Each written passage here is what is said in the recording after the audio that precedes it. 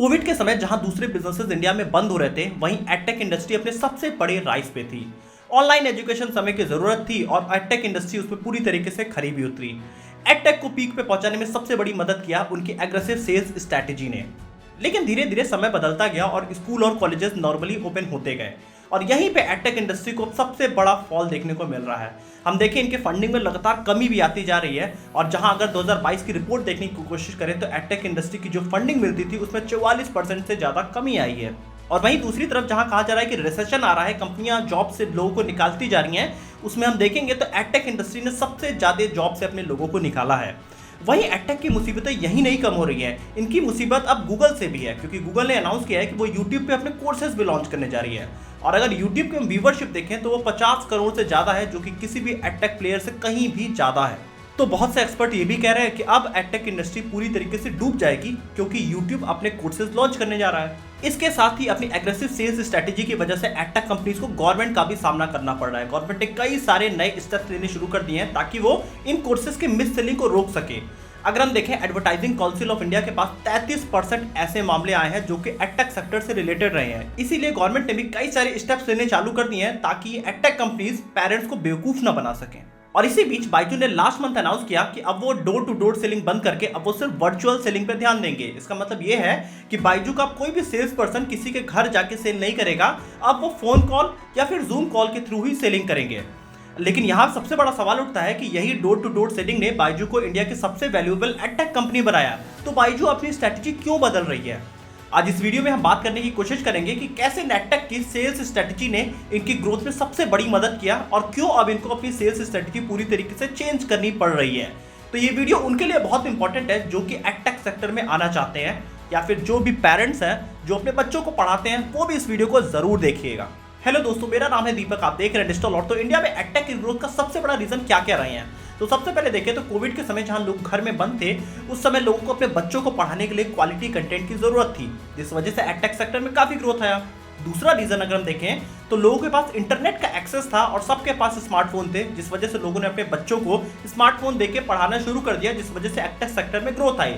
लेकिन इन सबसे बड़े क्या और फैक्टर रहे? इन सबसे बड़ा फैक्टर था इनकी सेल्स पिच। इन एडटेक कंपनी से अपनी सेल्स पिच की मदद से पेरेंट्स को बहुत तेजी से अपने साथ जोड़ा और ये कंपनीज की ग्रोथ सबसे तेजी से हुई। अगर हम देखें तो किस कंपनी ने इसको सबसे तेजी से मास्टर किया, तो वो था सबसे बड़ा बाइजू। बाइजू ने बहुत तेजी से समझ लिया कि पेरेंट्स का सबसे बड़ा डर क्या है, इसीलिए उन्होंने फोमो क्रिएट किया कि आपके बच्चे आने वाले टाइम में सक्सेसफुल नहीं होंगे, इस वजह से आप बाइजू ज्वाइन करिए। और उन्होंने पहले फोमो क्रिएट किया, उसके बाद जिन पेरेंट्स के पास पैसे नहीं होते थे उनको फाइनेंसेस करने में भी हेल्प किया। और अपने इसी सेल्स पिच की मदद से बाइजू बहुत ही जल्द $22 बिलियन की कंपनी बन गई। बाइजू की सेल्स पिच इतनी अच्छी थी कि एफएमसीजी कंपनीज को इनसे बहुत कुछ सीखने की जरूरत है। अगर आपको एफएमसीजी कंपनीज से रिलेटेड और बहुत कुछ जानना है तो आप डाबर और ब्रिटानिया वाली हमारी वीडियो जरूर देख सकते हैं, आपको एफएमसीजी के बारे में बहुत कुछ पता चलेगा।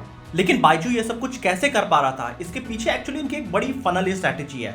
जब भी कोई पेरेंट्स या कोई स्टूडेंट इनके ऐप पे आता था, वहां पे उनका नंबर ग्रैब कर लिया करते थे।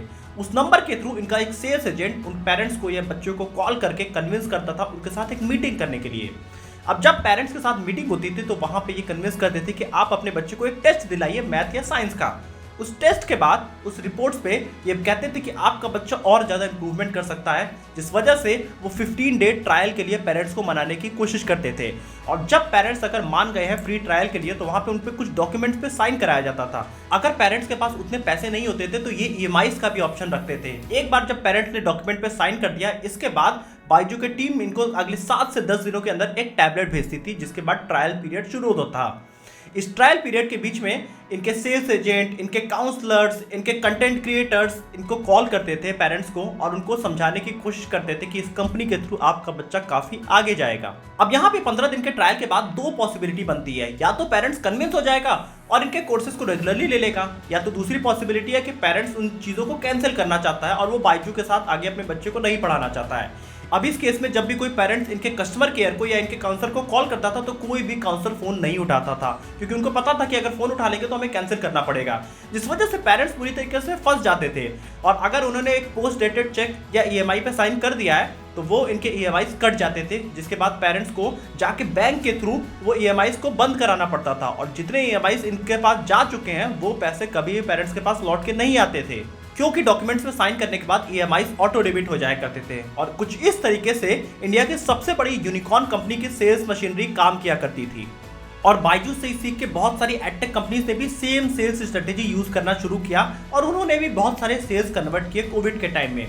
लेकिन आज इन एडटेक कंपनीज को बहुत सारे रिपीटेड कंप्लेंट, कोर्ट केसेस और कई सारे पॉलिटिकल डिबेट का भी सामना करना पड़ रहा है। यहाँ हम देखें तो संसद में भी इन एडटेक कंपनीज के ऊपर मामला उठ चुका है। These auto debits are happening regularly month on month. They in fact are becoming like loan sharks where they are force selling these courses, and I urge upon these, through you, the Minister of Education, to bring about some sort of a system where we monitor these online educational companies. और last month Byju ने announce किया कि अब वो पूरी तरीके से virtual sales की तरफ जा रहे हैं। तो यहाँ पे सबसे बड़ा क्वेश्चन फिर से उठ रहा है कि इतनी बड़ी कंपनी बनाने में जब इस सेल्स स्ट्रेटजी ने मदद किया तो अब एक सेल्स स्ट्रेटजी क्यों बदलने की जरूरत हो रही है। इसका जो आंसर छिपा है वो इनकी K-12 कैटेगरी में है, मतलब जो क्लास 6 से लेकर 12 के बीच में है, इन्हीं ने इनको सबसे ज्यादा सेल्स दिया। यहाँ पे अगर हम देखें तो आज के डेट में जब भी ये पेरेंट्स को कॉल किया करते हैं तो स्कूल कॉलेजेस ओपन होने के बाद जो पेरेंट्स प्रीफर कर रहे हैं वो बच्चों को अपने नॉर्मल ऑफलाइन कोचिंग्स में भेजना पसंद कर रहे हैं, जिस वजह से जब इनका कोई भी सेल्स एजेंट लोगों को कॉल करता है तो लोग या तो इनका फोन काट दिया करते हैं या फिर इनके ज़्यादा से ज़्यादा नंबर को ब्लॉक कर दिया जाता है, जिस वजह से जब इनका कोई पर्सन लोगों से मिल नहीं पाएगा तो वो सेल कन्वर्ट करना बहुत ही मुश्किल हो जाता है। क्योंकि जब मिलेगा तभी फोमो क्रिएट होगा, लोगों को एक फियर क्रिएट करते हैं ये, ताकि पेरेंट्स को लगे कि मेरा बच्चे का फ्यूचर क्या होगा। और जब इनके एजेंट मिलते नहीं हैं तो कॉल पे कन्विंस करना बहुत ही ज़्यादा मुश्किल हो जाता है। और बायजू के लॉसेस लगातार बढ़ते जा रहे हैं, जिसमें हमने कई सारी वीडियोस में बात किया। इसका एक बड़ा कंट्रीब्यूटिंग फैक्टर है कि बायजू की पूरी इंडिया में बहुत सारी सेल्स टीम थी, जिस वजह से उन्हें कई सारे ऑफिसर्स हायर करने पड़ रहे थे, बहुत सारे लोगों को अपनी टीम में हायर करना पड़ रहा था, जिसका काफ़ी सारा खर्चा हो रहा था। तो बायजू ने सभी लोगों को हटा दिया और उन्होंने पूरी तरीके से बैंगलोर में अपनी एक वर्चुअल टीम बना के इस पर काम करना शुरू किया। अब इस ऑनलाइन सेल्स में बायजू का सेल्स एजेंट लोगों को कॉल करता है और वो कहता है कि आप जूम कॉल पे आइए, वहां पे हम अपने आप को प्लान्स बताने की कोशिश करेंगे। और यहाँ पे बायजू अपने हर एक सेल्स एजेंट को करीब 3 घंटे का टॉक टाइम पर डे का देती है। इसके साथ ही वो ट्रैक करती है कि उनके जो सेल्स एजेंट है वो जूम कॉल पे लोगों से कितना देर बात कर रहे हैं, क्योंकि जितने बात करेंगे उतना ही ज्यादा कन्विंस कर सकेंगे। और जो बायजू के सेल्स एजेंट है उनका कहना है कि इनके सेल्स स्क्रिप्ट में कोई भी चेंजेस नहीं आए हैं, लेकिन यहाँ पे अब सेल्स करना बहुत ही मुश्किल हो गया है, क्योंकि यहाँ पे अब कन्वर्जन बहुत ही कम है और कंपनी की तरफ से प्रेशर बहुत ज़्यादा है, जिस वजह से बहुत सारी कंपनीज के ये सेल्स एजेंट जो K-12 कैटेगरी में काम करते हैं वो अपनी जॉब छोड़ के जाते जा रहे हैं, क्योंकि उनके ऊपर कंपनीज प्रेशर बहुत ज़्यादा कर रही है ताकि वो सेल जनरेट करें और पेरेंट्स सेल करने नहीं दे रहे हैं। तो अब यहाँ पे सवाल उठता है कि बायजू अब वर्चुअली जब काम कर रही है तो इनको तो सेल आ नहीं रहे हैं, तो क्या बायजू अब बंद होने वाली है? ऐसा बिल्कुल भी नहीं है। ये जो बड़ी कंपनियां होती हैं ये फ्यूचर को रियलाइज करते हैं और उस हिसाब से ये बहुत ही पहले ही एक्ट करते हैं। आप बहुत टाइम से अगर देख रहे होंगे कि बायजू ने बहुत बड़े बड़े एक्विजिशन किया है। इन्होंने व्हाइट हेड जूनियर को एक्वायर किया, इन्होंने टॉपर को एक्वायर किया, इन्होंने आकाश इंस्टीट्यूट को एक्वायर किया, बड़ी बड़ी कंपनीज को। और यहाँ पे हम देखेंगे यही इनकी सबसे बड़ी स्ट्रैटेजी है। एक्चुअली जो इनकी वर्चुअल सेल्स की स्ट्रैटेजी है ये तो सिर्फ अपने कॉस्ट मिनिमाइज करने का एक तरीका है, क्योंकि बायजू के लॉसेस बहुत बढ़ रहे थे, जिस वजह से उन्होंने अपनी पूरी टीम को हटा दिया और अब ये वर्चुअली काम कर रहे हैं। लेकिन इनकी सेल्स स्ट्रैटेजी तो अभी कहीं और है, उसको समझते हैं हम। बायजू ने व्हाइट हेड जूनियर और उनकी सेल्स टीम को करीब $300 मिलियन में खरीदा था और वहीं से कॉन्सेप्ट आया इंडिया में डेमो क्लासेस का, क्योंकि यही कंपनी सबसे पहले इंडिया में डेमो क्लासेस एडटेक सेक्टर में देना शुरू किया, जहां से बाकी कंपनीज में आके डेमो देना शुरू कर दी। और बायजू के लॉसेस में अगर हम सबसे बड़ा कंट्रीब्यूटिंग फैक्टर देखें तो वो व्हाइट हेड जूनियर ही है, क्योंकि इंडिया में सेल और यूएस की सेल में जो सबसे ज्यादा लॉस हुआ है वो व्हाइट हेड जूनियर की वजह से हुआ है। लेकिन कंपनी ने अभी भी डेमो क्लासेस को जारी रखा है। यहाँ पे अगर हम दूसरी एक बड़ी चीज देखें जिससे आपको सब खेल क्लियर हो जाएगा, वो ये है कि इन्होंने आकाश इंस्टीट्यूट को $950 मिलियन में एक्वायर किया था। आकाश इंस्टीट्यूट एक ऑफलाइन कोचिंग सेंटर थी जिसको बायजू ने एक्वायर किया था। और यहीं पे आती है बायजू की एक इंटरेस्टिंग सेल्स स्ट्रेटेजी। अब बायजू को ना किसी को कॉल करके परेशान करने की जरूरत है, ना ही एग्रेसिव सेलिंग की जरूरत है, ना ही मैसेजेस करने की जरूरत है। आकाश इंस्टीट्यूट एक प्राइवेट ब्रांड है जो कि बहुत सारे बच्चों का सिलेक्शन कराता है, जिस वजह से ये बच्चों को पुल किया करता है, ये बच्चों को अपनी तरफ अट्रैक्ट किया करता है। और यही बायजू की सबसे बड़ी स्ट्रेटेजी है। अभी तक बायजू क्या कर रही थी, वो बच्चों को पुश कर रही थी अपने कोर्सेज, लेकिन आकाश क्या करता है, वो बच्चों को अपनी तरफ खींचता है। और यहीं पे बायजू ने अपने बायजू ट्यूशन क्लासेस को पूरी तरीके से आकाश इंस्टीट्यूट के साथ मर्ज करने की कोशिश किया है। अब कोई भी पेरेंट जब आकाश इंस्टीट्यूट में आते हैं, जिसका पूरे इंडिया में बहुत सारे क्लासेज हैं, तो वो आने के बाद यहाँ पे उनको बायजू के भी कोर्सेज साथ में मिलते हैं। तो यहाँ पे बायजू अब अपसेल करने की कोशिश करती है, क्योंकि अब कोई भी बच्चा आके जब आकाश इंस्टीट्यूट ज्वाइन करता है तो उसको आगे अब ये रीसेलिंग करते हैं। ये अपने बायजू के अंदर कई सारे ऐसे कोर्सेज रखे हैं जिसको अब ये बच्चों को बेचने की कोशिश करते हैं आकाश इंस्टीट्यूट ज्वाइन करने के बाद। और यही तरीका है, अब पेरेंट्स खुद चल के आकाश इंस्टीट्यूट पे आएगा, जिसके साथ मिलकर बायजू काम कर रही है, और वो अपने कोर्सेज भी साथ में पेरेंट्स को बेच देंगे। तो यही बायजू की सबसे बड़ी स्ट्रैटेजी है कि या तो पेरेंट्स आएंगे तो वो प्राइवेट क्लासेस इनकी ज्वाइन कर ले आकाश में, अगर उनको ऑनलाइन करना है तो वो बायजू के साथ काम करें। यही बायजू की एक अंडरलाइन स्ट्रैटेजी है। तो इस वीडियो में आप कमेंट ऑप्शन में जरूर बताइएगा कि क्या बायजू ने कभी आपको भी अप्रोच करने की कोशिश किया है, क्या उनकी सेल्स स्ट्रैटेजी में आपके बच्चे या आप भी कभी फंसे हुए हैं, तो आप कमेंट ऑप्शन में जरूर बताइएगा।